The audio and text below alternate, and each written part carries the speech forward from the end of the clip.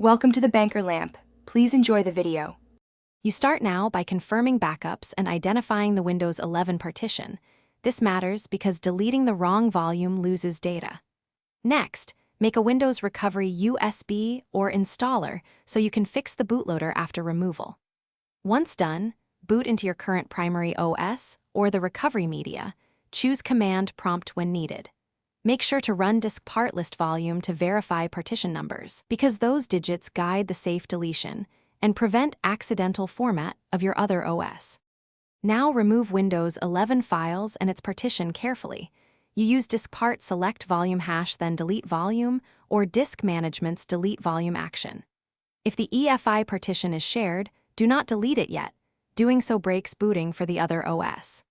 Once the Windows partition is gone, decide whether to format the space or extend your other partition.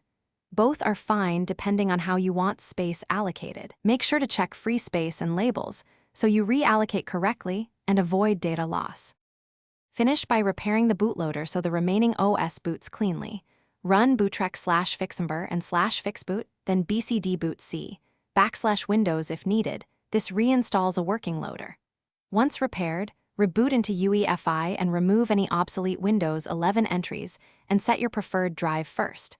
After you confirm the system boots normally, you may delete the old EFI entry or reclaim that space.